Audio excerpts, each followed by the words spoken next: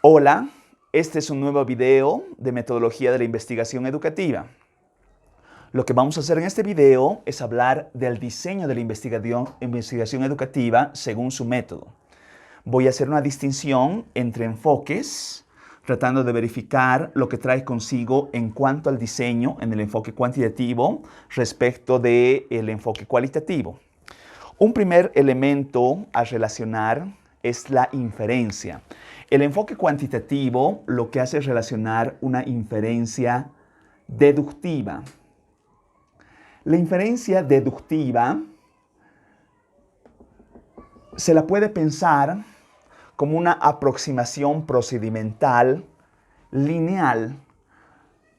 Por eso visualizo como una línea recta, donde algo muy similar a lo que ustedes hicieron con sus temas de investigación, se plantea inicialmente una temática que ya decíamos debería tomar las características de ser social, que sea en el área educativa y que vincule alguna perspectiva en relación a su formación. Teniendo el tema elegido, se plantea una problemática. Esta problemática, por supuesto, que genera una pregunta de investigación. Teniendo en cuenta la problemática, se elige una metodología. La metodología nos da cuenta a través de la operacionalización de conceptos en variables de una toma de datos, logrando ciertos resultados y generando conclusiones. Un sostén para este desarrollo procedimental en el enfoque cuantitativo refiere de que se sugiere tener una teoría general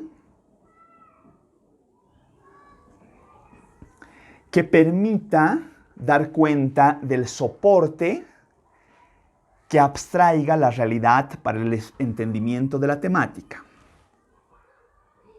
Entonces, es importante tomar en cuenta de que en la inferencia deductiva del enfoque cuantitativo, el punto inicial es la teoría y el punto terminal refiere los resultados y las conclusiones. Distinto del enfoque cualitativo, que sigue una inferencia inductiva,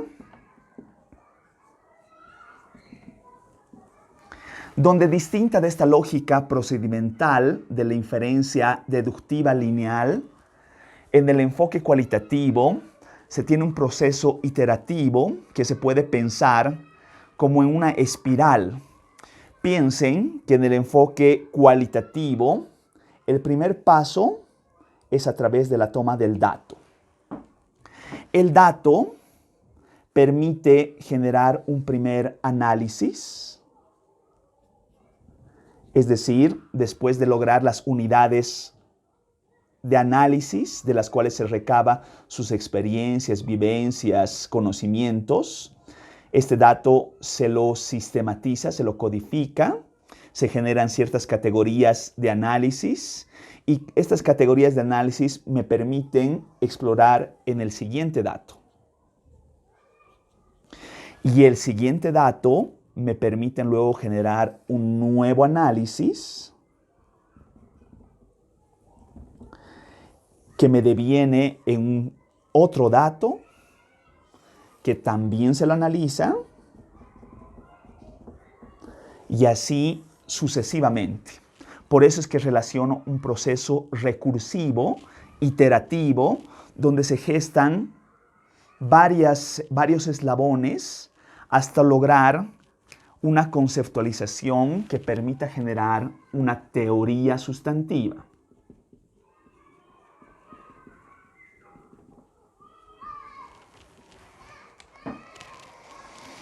Quiero que noten la principal distinción entre enfoques en cuanto a la inferencia deductiva de la inferencia inductiva. En el enfoque cuantitativo partíamos de una teoría para lograr los resultados con el uso de datos, evidencia empírica que respalde estos resultados. distinto del enfoque cualitativo, donde partiendo del dato se termina logrando una teoría sustantiva. ¿Qué distingue la teoría general de la teoría sustantiva? La teoría sustantiva generalmente relaciona particularidades, eventos muy propios de un contexto específico, distinto de una teoría general donde se habrían probado muchos patrones, donde resulta que existen ciertos elementos recurrentes que se van reiterando en la realidad. Y como se han comprobado, se ha planteado una teoría que trata de generar un entendimiento de esa realidad, y esa teoría, piensen como una plantilla, luego puede ser aplicada a otras realidades específicas, tratando de entender mejor el tema de estudio. Dos elementos acá. Primero, en el enfoque cualitativo se parte del dato y se logra una teoría.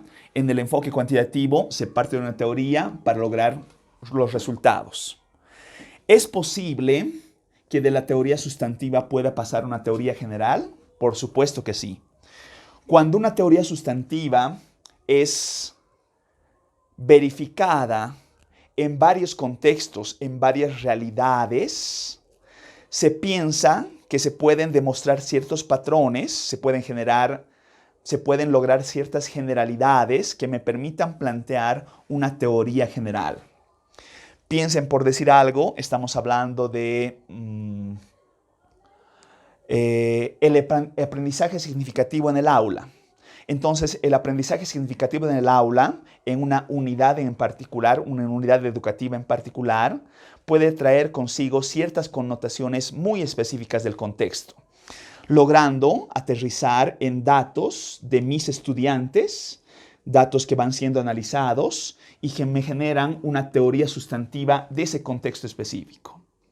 Si resulta que esa especificidad que se logra en un caso en particular se replica bajo ciertos patrones, ciertas tendencias en varias realidades, entonces yo paso de lograr una teoría sustantiva específica a plantear una teoría general. Este apunte lo que debería propiciar es que ustedes puedan verificar si en sus investigaciones se hace esto. Procedimentalmente se requiere hacer esta pauta de empezar del dato y lograr una teoría sustantiva, o resulta que ustedes se acogen de una teoría general planteada por alguna otra producción intelectual, no necesariamente ustedes tienen que generar una teoría, y a partir de esa teoría ustedes logran contrastar algún planteamiento, posiblemente una hipótesis, como una respuesta tentativa a su pregunta de investigación, que va a ser contrastada con datos, y en las conclusiones vamos a ver si es que se acepta o se rechaza esa hipótesis. Otro elemento a considerar entre la distinción de enfoques según su método tiene que ver con el dato y la representatividad del mismo. Recuerdan que yo he referido que en el enfoque cuantitativo generalmente se estila que las unidades observacionales, las características que se recaba de las unidades observacionales, tienen que poder traducirse en una cifra, en una cuantía, en un dato, porque esta cifra permite luego operacionalizar más allá del concepto en una variable. La variable convertida en un número real puede ser susceptible de aplicar cualquier método estadístico, matemático, numérico para generar una síntesis de un gran conjunto de información. Ahora, lo que muestro acá es que piensen que nosotros en el enfoque cuantitativo podemos tener una muestra grande de n individuos. Por supuesto que se propicia en el enfoque cuantitativo que este tamaño de la muestra que aquí pongo con la letra n pueda tender hacia el infinito. Es decir, que sea una muestra muy grande, porque es una propiedad del enfoque cuantitativo lograr la representatividad de un número mayor. ¿A qué punto llega esto? Pensar, que luego voy a hablar respecto de la muestra, que la muestra, que resulta ser una pequeña fracción de un grupo mayor de la población, esta pequeña muestra luego pueda asemejar las características del total del universo, del total de los datos. Entonces, cada unidad observacional se recaban ciertos datos, como pongo en el ejemplo, sus ingresos, su consumo, su nivel educativo, su rendimiento académico. Y cada unidad observacional refleja resultados distintos. Sin embargo, en el enfoque cuantitativo, el dato a dato no interesa tanto. De hecho, el total de los datos va a reflejarse solamente en una cuantía, en un estadístico. Un estadístico que sintetice el total de la información de un grupo que realmente es bastante numeroso, que es bastante grande.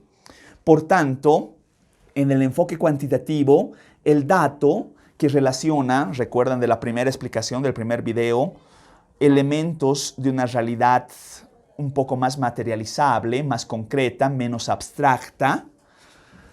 Si bien entre las diferentes unidades observacionales genera diferentes funciones de respuesta, al final del día no interesan las diferentes funciones de respuesta, sino cómo todas estas respuestas se reflejan en una característica en particular, que esta característica luego refleje de una manera acertada la característica de todo un universo. A eso es lo que se conoce como la inferencia estadística, que a partir de una muestra que puede ser en cierta forma acotada, luego esa pequeña muestra pueda reflejar a través de la toma del dato de cada una de las unidades observacionales de esa muestra en una cifra, en una cuantía, una característica de interés de todo un universo. Y esto solamente se lo puede lograr si es que al momento de lograr la muestra se habría seleccionado las unidades observacionales de una manera probabilística. Es decir, que cada unidad de selección tendría una probabilidad cada unidad observacional tendría una probabilidad de selección. Si tiene una probabilidad de selección, es posible lograr un factor de expansión que me permita ir de la muestra al total de la población. Yéndonos al enfoque cualitativo, recuerdan que yo decía, ya no hablo de unidades observacionales, sino hablo de unidades de análisis. Al relacionar unidades de análisis, el tecnicismo en cierta forma habla del mismo elemento, pero pensemos que las unidades de análisis, por ilustración, son individuos. Los datos que se recaban de este individuo, según referíamos en la primera explicación, adoptan más las características de una realidad interna de este individuo. Experiencias, vivencias, conocimientos, percepciones, impresiones, frustraciones,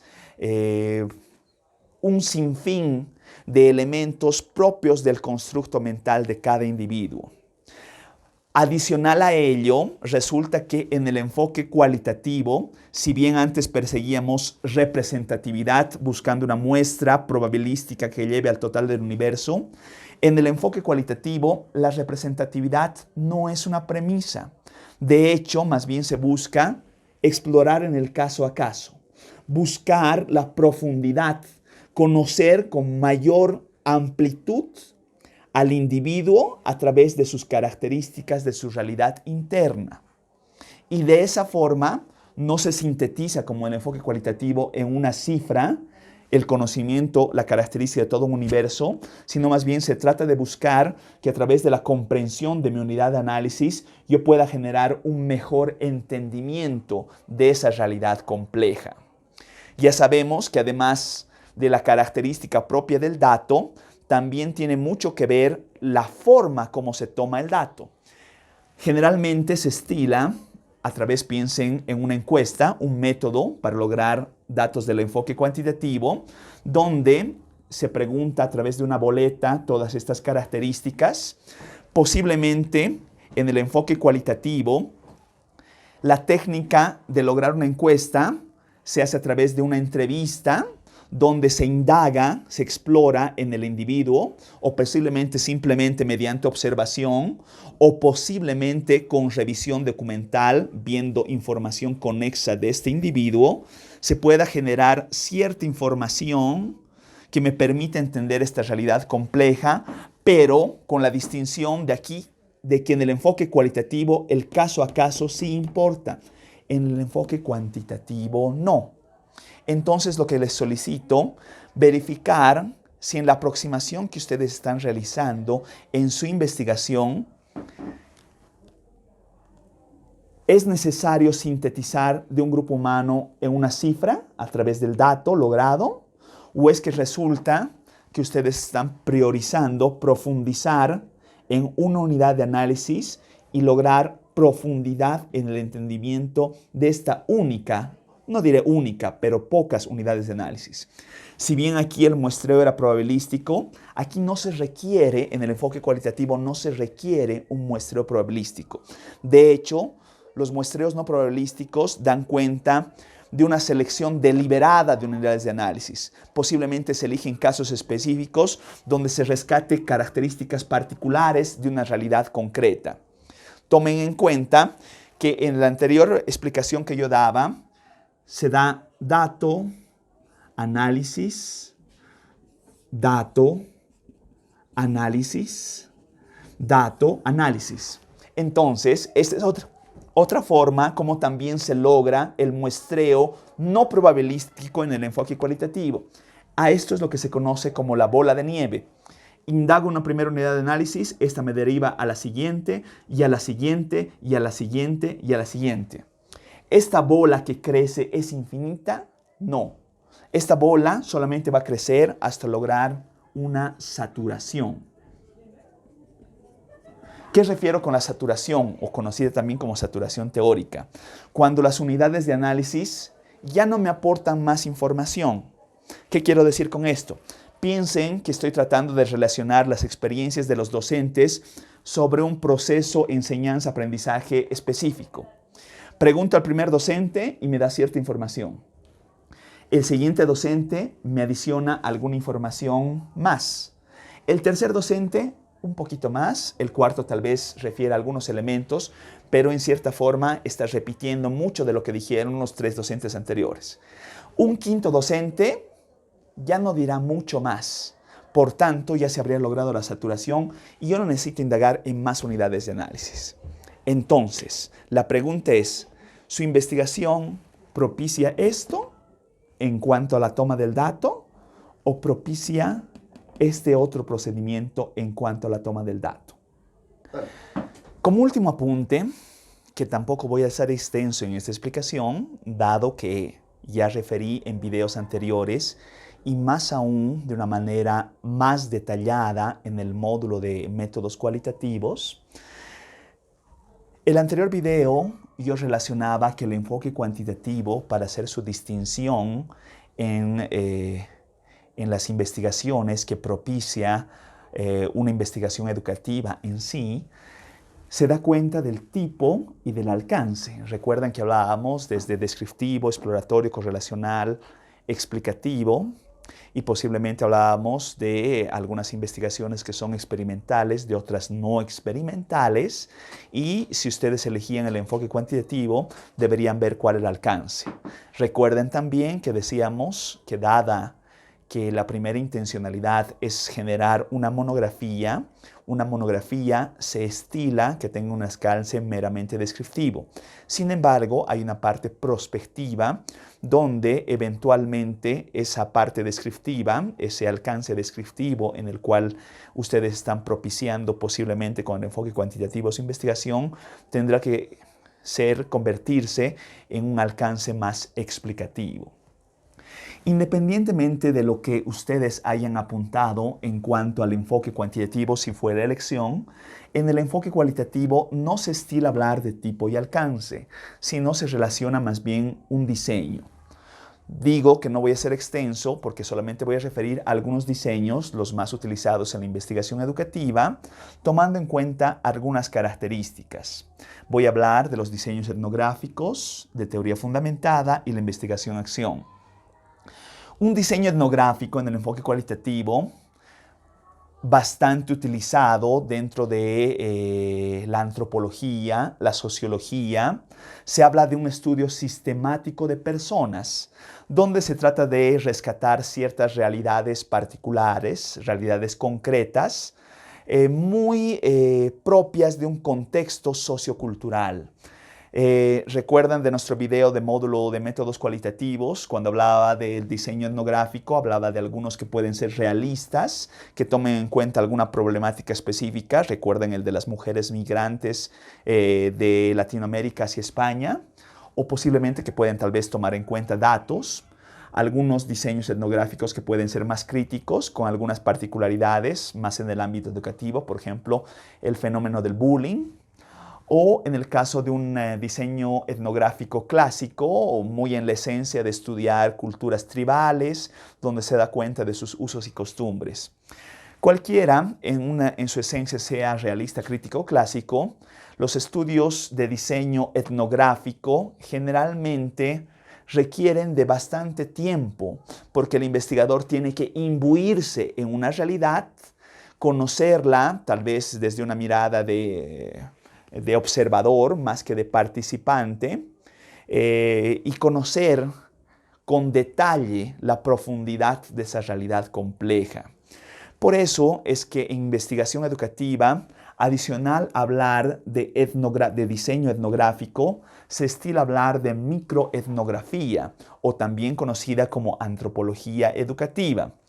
Este tipo de diseño, en su procedimiento, en su gestación, se piensa que no es tan demandante en tiempo, sino son un poco más cortos, y trata de explorar en realidades bien particulares, posiblemente hablar de prácticas educativas al interior aula, posiblemente hablar del proceso de enseñanza-aprendizaje de una carrera de medicina, posiblemente relacionar un proceso, una estrategia pedagógica en una disciplina del conocimiento. Bueno, realmente lo que hace es tener esta lógica de estudio sistemático de personas, pero acotado a una factibilidad investigativa más pronta, más chiquitita. Si bien se puede hablar de microetnografía, también se puede hablar de macroetnografía. Aquí realmente son pocos los estudios que se pueden ejemplificar. Sin embargo, la macroetnografía lo que hace es lograr una aproximación. La gran crítica en la microetnografía es que cómo se puede generalizar una teoría sustantiva observando ciertas particularidades. La macroetnografía observa a un contexto verificando el todo de una manera holística, integral, completa. Por eso se habla de una aproximación ecológica cultural, para que tenga una inquietud de conocer más de qué trata esto. Un ejemplo en el ámbito educativo tiene que ver con el trabajo del señor Bronfenbrenner, donde Bronfenbrenner habla de la ecología de la problemática social, donde los entornos son los que van influyendo al individuo, ¿no? Es decir, solamente no es su entorno, no es la particularidad de la persona, lo que estudia la microetnografía, donde el caso a caso es muy importante, sino ve a la persona, a su entorno cercano, sus amigos, su familia, su comunidad, el país, la sociedad, ¿no? Y en esa realidad compleja, donde toma en cuenta esferas de entendimiento más amplias, es que se da una macroetnografía tratando de lograr una aproximación cultural mucho más compleja al entendimiento de un fenómeno.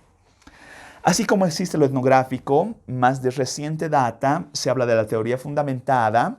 Ahí los precursores, como ya les había referido en el módulo anterior, son los señores Ansel Strauss y Barney Glaser, donde a través de un proceso inductivo se trata de lograr indagar en realidades singulares, donde es la data la que permite gestar una teoría sustantiva específica, a través de un entendimiento profundo, donde la codificación y análisis es bastante recurrente.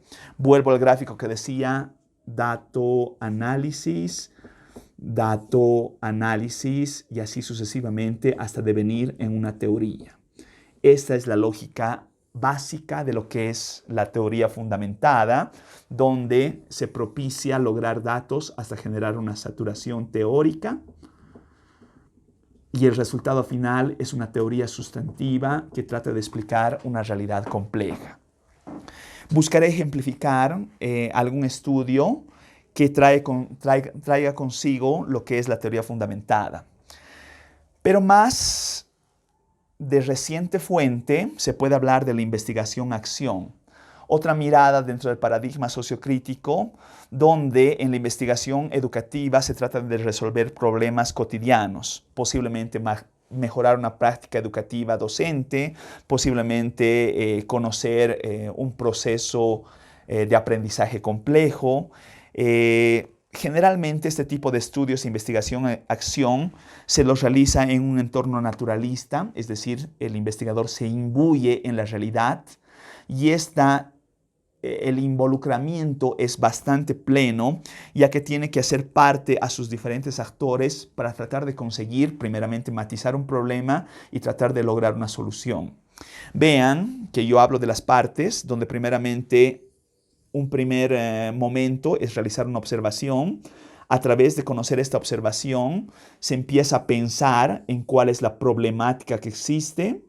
Esta problemática luego empieza a generar una planificación, que la planificación me permite actuar.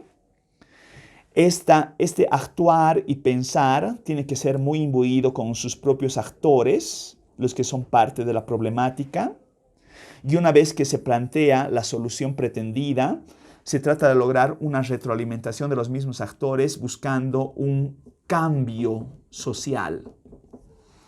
Si es que los actores no perciben que existe cambio, se vuelve a punto cero. Y de punto cero, nuevamente pensar, actuar, retroalimentación y buscar cambio. No se logra cambio, nuevamente a punto cero y así sucesivamente hasta propiciar el cambio social. Veía en la plataforma que muchos de ustedes me decían, yo pretendo hacer una investigación-acción. Voy a plantear un modelo educativo que sea aplicado a la carrera de contaduría pública. El punto es, no puede un diseño de investigación-acción quedarse solamente en la propuesta. No puede ser simplemente propositivo. Diseños, otro tipo de diseños tienen esa particularidad, pero la investigación-acción lo que hace es, más allá de la propuesta, la aplicación. Y que esta aplicación que genere cambio. Si no genera cambio, esta no es el diseño apropiado. Por eso que más allá de que procedimentalmente no se muestra muy difícil de entender el diseño de investigación-acción, en la práctica es muy complejo lograr el cambio social. Y una investigación educativa que no logre generar retroalimentación, involucramiento de sus actores y eventualmente lograr una solución al problema propuesto, no va a ser el diseño adecuado que se pretenda. Por eso es que quiero hacerles énfasis en que la investigación-acción eventualmente tiene que propiciar el cambio. Entonces, la tarea que les toca a ustedes será verificar si eligen el enfoque cualitativo, qué tipo de diseño puede ser el más apropiado para su investigación. Ya no requiere una explicación más profunda de lo que toca la distinción entre enfoques. Ya ustedes han hecho algún apunte previo. Lo que va a traer nuestra última actividad para cerrar este módulo, básicamente va a ser que ustedes en un párrafo, en un foro que voy a habilitar en la plataforma, puedan expresar si es que su investigación tomaría algunos elementos del enfoque cualitativo. Si así es, sería bueno argumentar con algunas oraciones, con algunos fundamentos de por qué consideran que su investigación toma el enfoque cualitativo. ¿Qué elementos son? Los que he referido en la explicación de este video. ¿Cómo están siendo tomados sus datos? ¿Son de una realidad un poco más interna? ¿Busca representatividad o importa más el caso a caso? ¿Genera un proceso de toma de dato deductivo o inductivo? Si resulta que es inductivo, es más cualitativo. Sobre ello, pensar si alguno de estos diseños se adecua más a los propósitos de su investigación. Entonces, de esa forma, ustedes pueden concretar de una manera más precisa cuál es el enfoque particular que adopta su investigación educativa.